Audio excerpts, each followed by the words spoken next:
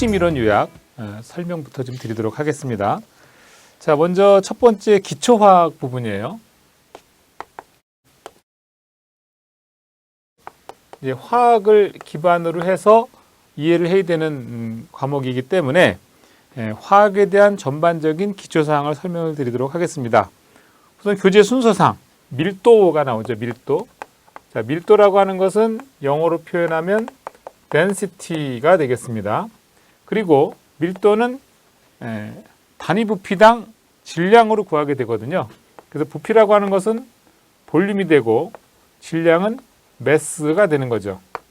자, 따라서 제가 교재에서도 표시를 했지만 밀도를 암기할 때는 이렇게 이제 하트를 그리고 큐피트의 화살을 쏘게 되면 아래는 V자, 위에는 M자. 그래서 볼륨분의 매스, 부피분의 질량이 된다라는 얘기가 되겠습니다. 그래서 밀도에 대한 공식을 알고 있어야 뭐 기체 밀도라든가 또는 액체나 고체의 밀도를 구할 수 있다는 거죠. 자, 두 번째는 증기비중. 증기비중이 또 시험에서 꽤 자주 나오죠. 증기비중이라고 하는 것은 이것은 공기의 평균 분자량, 자, 공기의 평균 분자량분의 그 기체의, 다시 말해서 그 증기의 분자량으로 구해지게 됩니다. 원칙적으로는 이 사이에 이제 증기비중은 사실은 공기의 밀도분의 증기의 밀도, 이렇게 구해지는 건데, 이 공기 밀도라고 하는 것이 밀도는 부피분의 질량이라고 했기 때문에 22.4리터분의 공기의 평균 분자량 28.84g, 그리고 증기 밀도 역시 22.4리터분의 그 증기의 분자량, 이렇게 되는 거라서 번분수에 있어서 약분이 되기 때문에 결국은 공기의 평균 분자량분의 그다음에 그 증기의 분자량, 이렇게 구해질 수 있다는 거예요. 그래서 시험에서는 요 증기비중과 하는 문제가 굉장히 자주 나오니까 이거 좀 잘 알아두셔야 됩니다. 그 다음에 이제 기체 밀도라고 나오죠. 좀 전에 말씀드렸던 것처럼 기체 밀도는 22.4리터분의 그 기체의 분자량 값으로 구할 수 있습니다. 물론 이건 아보가드로 법칙에 따른 거예요. 그래서 조건은 항상 0도시 1기압에서 22.4리터에 대한 분자량에 대한 값을 구해지게 되면 바로 그 기체의 밀도가 구해지겠습니다. 자, 그다음에 네 번째, 이제 이번에 Q 열량값 구하는 거죠. 열량값이라고 하는 것은 MC 델타 T라고 하는 공식을 구해줄 수 있어요. 자, 열량이라고 하는 것은 질량에다가 비열을 곱하고 온도 차를 곱해주면 되겠습니다. 델타라는 개념은 사실은 이거는 반응 후에서 반응 전, 그러니까 항상 나중에서 처음 상태를 빼준 값, 차이를 의미하는 거예요. 차이. 자, 그래서 Q는 MC 델타 T로부터 열량 값을 구할 수가 있고요. 자, 그 다음에 다섯 번째, 이번엔 이제 보일의 법칙입니다. 보일의 법칙이라고 하는 것은 일정한 온도에서, 온도가 일정하다, 이 상태에서 부피는 압력에 대해서 반비례한다라는 거죠. 예를 들면 이런 겁니다. 자, 여러분들 이렇게 용기를 생각하시고, 자, 기체가 여기 1리터짜리가 1기압에서 기체가 예를 들어서 4리터가 만약에 존재하고 있는 상황. 자, 근데 이거를 피스톤을 통해서 쭉 반으로 줄여주게 되면 부피가 2리터가 되면 압력은 당연히 2배로 증가하겠죠. 또 이거를 절반으로 눌러주게 되면 압력은 4기압이 되는데 부피는 1리터로 줄어든다, 이 말입니다. 따라서 결국은 압력은 증가하고 있는데 부피는 감소하고 있으니까 부피는 압력에 대해서 반비례한다.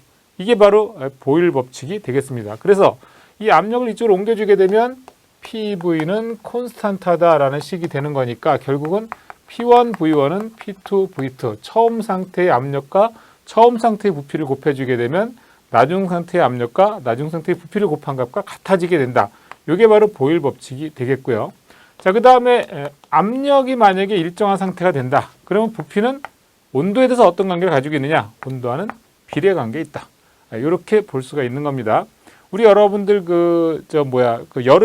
여름에는 좀 이렇게 철록이 길이 붙어 있다가 그 다음에 겨울 되면 떨어지잖아요.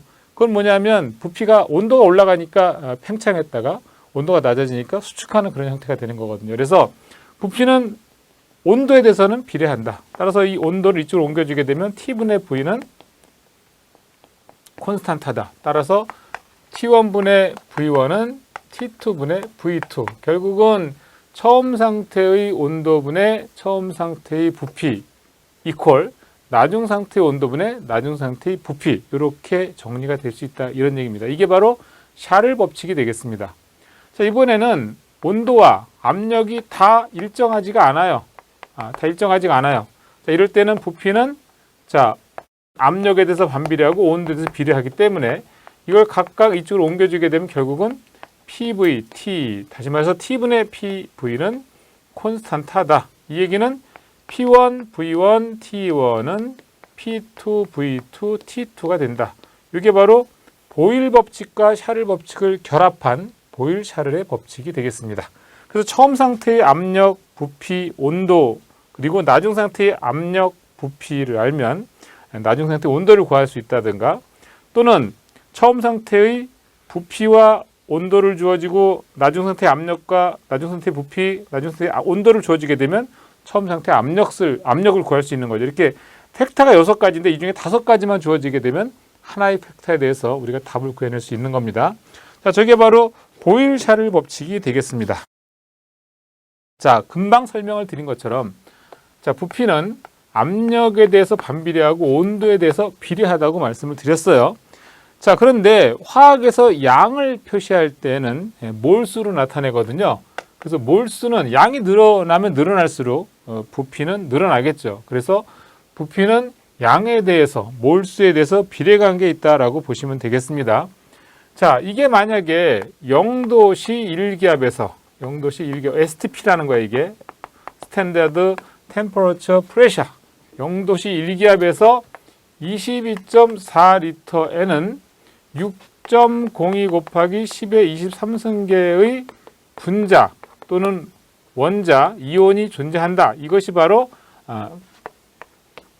몰, 1몰이라고 정의가 되어 있어요. 아보가드로 법칙에 따라서.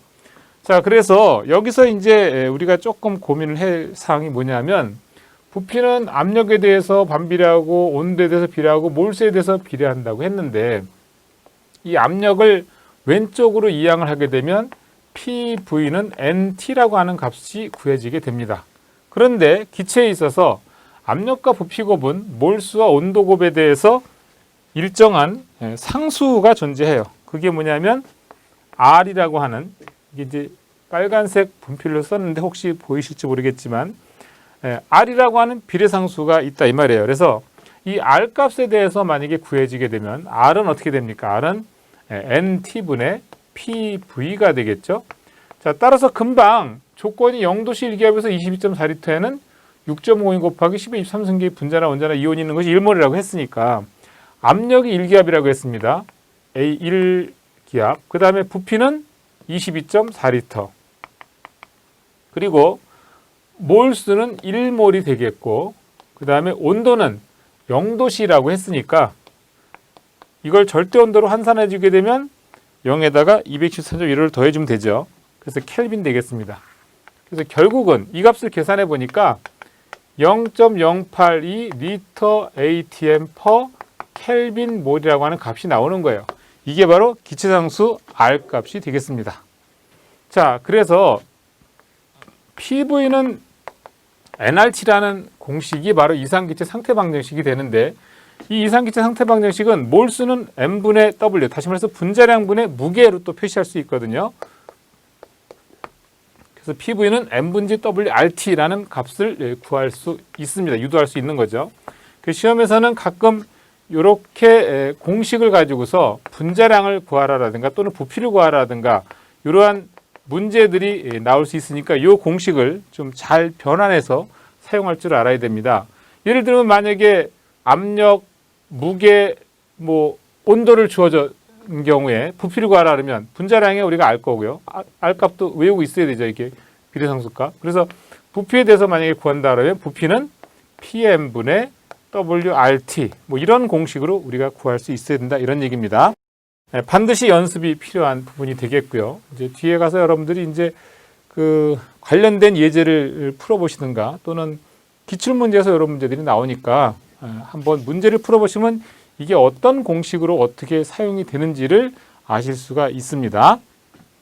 자, 이번에는 그레이엄의 확산 법칙입니다. 같은 온도와 압력에서 두 기체의 분출 속도는 그들 기체의 분자량의 제곱근에 반비례한다. 자, VB분의 VA는 이건 뭐냐면 분자량, M이라는 것이 모레큘러 분자량이죠. MA분의 MB가 되겠죠, 루트. 그 다음에 또 밀도값, DA분의 DB. 결국은 이런 그 기체의 분출 속도는 그 기체의 분자량의 제곱근에 반비례하고 또 역시 밀도의 제곱근에 반비례한다. 이게 바로 그레이엄의 확산 법칙이 되겠습니다. 자, 이번에는 화학식 만드는 방법이에요. 지금 이제 교재에서 보면 M 플러스 M가, 그 다음에 N 마이너스 N가 이렇게 이제 표시가 되는 건데, 이게 이제 서로 만났을 때 각각의 절대값이 상대방 아래 첨자에 와서 MN 그 다음에 M 이런 식으로 만들어진다는 거예요. 예를 들면 이런 겁니다.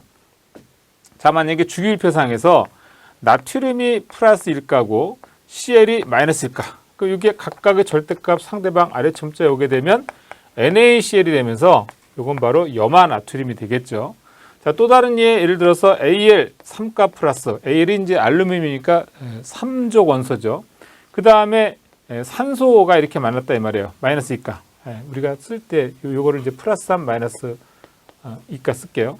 그러면 얘는 3족 원소라서 전자를 3개 잃는 알루미늄 3가 플러스고 얘는 전자 2개를 받아야 되는 마이너스 2가. 따라서 이게 둘이 만나면 각각의 절대값이 상대방 아래 첨자에 쓰여져서 Al2O3라고 만들어지는 겁니다. 그래서 이거는 이제 읽을 때는 뒤에 거부터 읽는 거죠. 뒤에 거 읽으면 산소, 앞에 거 읽으면 알루미늄. 근데 이제 우리가 보통 뒤에 소로 끝나면 화로 바꿔서 읽죠. 산화 알루미늄이 되겠습니다. 자, 이번에는 이런 거 말고 예를 들어서 알루미늄하고 그 다음에 인하고 만약에 만났다. 그럼 이거는 마이너스 3가, 이건 플러스 3가니까 각각의 절대값을 상대방 아래 첨자에 써주게 되면 Al3P3 약분, 결국은 ALP 인화 알루미늄, 인 알루미늄, 뒤에 게 인이고 앞에 게 알루미늄인데 뒤에 게 소로 안 끝났으니까 그럴 때는 화자를 넣어서 인화 알루미늄이 되는 겁니다. 그래서 분자식하고 화합물 명명하는 방법 잠깐 설명을 드렸는데, 이거 외에도 라디칼하고 만날 수도 있어요. NH가 이게 그 암모늄기란 말이에요. 암모늄기. NH가 암모늄기고, 그 다음에 또 질산기가 NO3 마이너스 질산기, 그다음에 수산기가 OH 마이너스, 이런 식으로 또 가망간산기가 MnO4 마이너스 이렇게 되는데, 예를 들면 Na 플러스하고 OH 마이너스하고 만났다. 그러면 각각의 절대값 상대방 아래 첨자하게 되면 NaOH, 결국 수산화 나트륨이 되는 거거든요. 이런 식으로 라디칼하고도 만날 수 있다는 얘기예요. 그래서 라디칼은 원자 단으로서 화학 변화할 때 분해되지 않고 한 분자에서 다른 분자로 이동하는 원자 집단이기 때문에 이거는 그냥 아예 통째로 암기를 하셔야 돼요. 그래서 교재에서 암모늄기, 질산기, 과망간산기, 탄산기, 중크롬산기, 시안산기, 아세트산기, 수산기, 염수산기, 황산기, 크롬산기, 인산기, 붕산기, 이거는 같이 그냥 통째로 암기를 하셔야 됩니다. 그래서 염수산기 하면 여러분들은 ClO3 마이너스, 또는 인산기 그러면 PO4 2가 마이너스, 이런 식으로 통째로 원자 단으로서 암기가 필요한 부분이 되겠습니다. 자, 이번에는 산화수에 대한 말씀을 드릴게요. 산화수라고 하는 것은 뭐냐면 산화와 환원 정도를 나타내기 위해서 원자의 양성과 음성 정도를 고려해서 결정된 수가 되겠습니다. 산화수를 구하는 방법은 기본적으로 원자 그의 주기율표상에서 1족 원소는 플러스 1, 2족 원소는 플러스 2, 그 다음에 3족 원소는 플러스 3, 그 다음에 플러스 마이너스 3, 마이너스 3, 마이너스 2, 마이너스 1, 0, 이런 식으로 주기율표상 1족 원소는 플러스 1의 산화수를 갖고 2족 원소는 플러스 2의 산화수값, 3족 원소는 플러스 3의 산화수값, 4족 원소는 플러스 4나 마이너스 3, 그 다음에 5족 원소는 마이너스 3가, 6족 원소는 마이너스 2가, 7족 원소는 마이너스 1가, 그 다음에 이쪽 비활성 기체는 산화수가 제로라고 보시면 되겠습니다. 예를 들어서 Na 그러면 얘는 플러스 1가가 되는 거고, AL 그러면 얘는 플러스 3, 산화수 값이 플러스 3이 된다는 뜻입니다. 자, 그 다음에 산소 같은 경우 이쪽에 있죠. 산소는 산화수 값이 마이너스 2가 된다라는 뜻이 되겠습니다. 두 번째 규칙, 호돈소 물질에 있어서 그 원소의 산화수는 제로다 했는데, 자, 여러분들 아시다시피 호돈소 물질이라고 하는 것은 하나의 원소로 구성된 순물질을 말하는 거예요. 그래서 H2 그러면 이 경우에는 산화수는 제로, N2 역시 이 경우도 산화수는 제로가 되는 거고, 자, 그 다음에 역시 P4 황린이죠. 황린 이런 경우에도 산화수는 제로가 된다 이 뜻입니다. 자, 그 다음에 이온의 산화수는 그 이온의 가수와 같다. 예를 들면 Cl- 그랬어요. 이런 경우에는 산화수가 얼마냐? 이 이온의 가수가 마이너스 1이기 때문에 산화수는 마이너스 1이 된다. 그 뜻이 되겠습니다. 자, 그 다음에 중성, 예를 들어서 중성 화합물에서 그 화합물을 구성하는 각 원자의 산화수의 합은 제로다 그랬어요. 예를 들면 KMnO4 이렇게 했는데 Mn의 산화수를 구하라. 그러면 어떻게 되느냐? K는 1족 원소니까 플러스 1, 그리고 여기는 모르니까 X, 그 다음에 산소는 마이너스 2짜리가 4배. 이거 합이 제로다 이 뜻이에요. 그래서 중성 화합물에 있어서 화합물을 구성하는 그 각 원자의 산화수의 합은 제로다라는 걸 기억하시면 바로 이 X값 구할 수 있죠. X값은 얼마가 되느냐? 플러스 7 이런 식으로. 자, MnO2 마이너스 이렇게 되면은 결국은 이런 경우에는 이거 전체 산화수 값이 이 마이너스 1이 되는 거예요. 여기는 지금 아무것도 없으니까 제로가 되는 거고, 여기는 지금 이 자체의 산화수가 마이너스 1이 된다는 뜻이죠. 망간의 산화수를 구하라. X 플러스 마이너스 2 곱하기는 마이너스 1 이렇게 구하는 거예요. 그래서 X는 어떻게 됩니까? 플러스 3이 되겠죠. 플러스 3. 이런 식으로 이제 산화수 값을 구할 수 있게 되면 산화헌원 반응에 따라서 이제 산화수가 증가하게 되면 산화수가 뭐 이런 식으로 산화수가 아래에서 위로 가면 그 반응은 산화가 되겠고, 산화수가 위에서 아래로 갈 경우에는 환원 반응이 된다 이런 뜻이 되겠습니다. 자, 그래서 산화수 규칙을 알아야 산화와 환원에 대한 거를 좀 더 명확하게 알 수가 있습니다. 그래서 예를 들어서 A2값 플러스가 만약에 A2값 마이너스로 됐다. 그러면 산화수가 플러스 2에서 마이너스 2, 플러스 2에서 마이너스 1이 된 거니까 이런 경우는 뭐가 되는 겁니까? 이런 경우는 바로 환원이 됐다고 보는 거고, 만약에 2가 마이너스였는데 산화수가 만약에 이렇게 증가했다, 오히려 밑에서 마이너스에서 플러스 1이 됐다. 이런 경우에는 산화 반응이 된다는 뜻이죠. 그래서 우리가 기본적으로 산화수를 구할 수 있어야 이런 산화수를 가지고 산화와 환원을 결정하는 그런 반응을 이해할 수 있다라는 얘기가 되겠습니다. 자, 그 다음에 이제 화학에서 또 중요한 게 유기화합물 좀 알아야 돼요. 유기화합물에 대해서 이제 알아야 나중에 이제 그 3류염물이나 4류염물에 5류염물 이런 것들을 좀 우리가 좀 잘 볼 수 있거든요. 그래서 기본적인 화학상으로서 우선 CnH2n 플러스 2가 바로 알케인. 예전에는 알칸이라고 했고 요즘은 알켄이라고 읽는데요. 그래서 N가 1일 때서부터 N가 10일 때까지 이건 암기하셔야 돼요. 그 CH4, N가 1일 땐 CH4, 2일 땐 C2H6, 그다음 3일 땐 C3H8, C4H10, C5H12, C6H14, C7H16, C8H18, C9H20, C10H22. 그래가지고 여기서 이 첫 번째 N가 1일 때의 알케인명은 메탄이라고 하는 것, 또는 메테인이죠. 메탄, 그 다음에 에탄, 그리고 프로판, 부탄, 펜탄, 헥산, 헵탄, 옥탄, 노난, 데칸이 되겠습니다. 그래서 이 뒤에가 어미가 ANE로 끝났기 때문에 전부 다 ANE로 끝난 거예요. 그 다음에 한 가지 더, 여기까지는 바로 기체 상태이고 그 다음에 여기서부터는 바로 액체 상태가 되겠습니다. 그 다음에 우리가 기억할 게 뭐냐면, 제가 이제 요약본에서는 제시를 못했는데 히라버로 1부터 10까지를 우리가 보통 영어로 다 이제 1, 2, 3, 4, 5, 6, 7, 8, 9, 10 이렇게 암기하고 있는 것처럼 앞으로 위험물을 하게 되면 그 1부터 10까지 히라버로 좀 알아야 돼요. 모노, 디, 트리, 테트라, 펜타, 헥사, 헵타, 옥타, 노나, 데카. 그러니까 하나를 의미하는 게 모노, 둘을 의미하는 게 디, 트리, 테트라, 펜타, 헥사, 헵타, 옥타, 노나, 데카.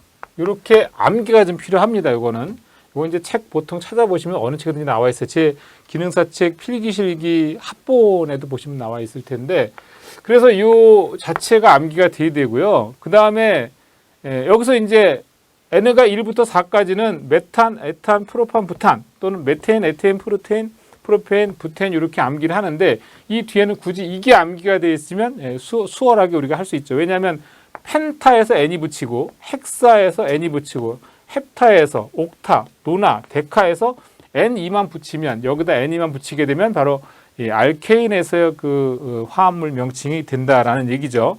자, 그 다음에 또 한 가지 더 중요한 사실은, 이제 우리가 나중에 삼리염을 하게 되면 이제 알킬, 알루민, 알킬, 리튬 이런 것들이 나오는데, 여기서 수소가 하나 적어지게 되면 CnH2n 플러스 1이 되는 거예요. 이게 바로 알킬. 그래서 알킬기라고 해서 라지 알로 표시하는데, 무슨 얘기냐면 여기서 수소가 하나 적어지게 되잖아요. 그러니까 어떻게 돼요? CH3, 여기는 C2H5, 여기는 C3H7, C4H9 이런 식으로. 그래서 이름을 부를 때도 어미 ANE가 이게 이제 알킬이라고 하는 거니까 YL로 바뀌는 거예요. 그러면 이건 뭐가 돼요? 메틸, 얘는 에틸, 얘는 프로필, 이런 식으로. 이거는 부틸. 그래서 우리가 보통 메탄, 메틸, 에탄, 에틸, 프로판, 프로필.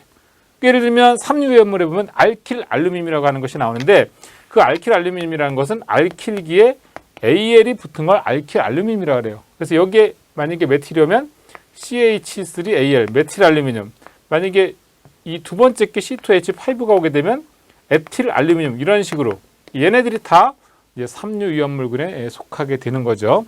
어떻든 주요 사슬 모양의 알칸에 대해서 1부터 쭉 보시는데, 보통 탄소 개수가 하나부터 4개, 메탄, 에탄, 프로판, 부탄까지는 상온에서 기체 상태로 존재하는 것이고, 두 번째 탄소가 5개에서 17개까지, 이제 이럴 때는 액체 상태, 탄소가 18개 이상이 되면 고체 상태다. 이거는 기억하실 필요가 있습니다.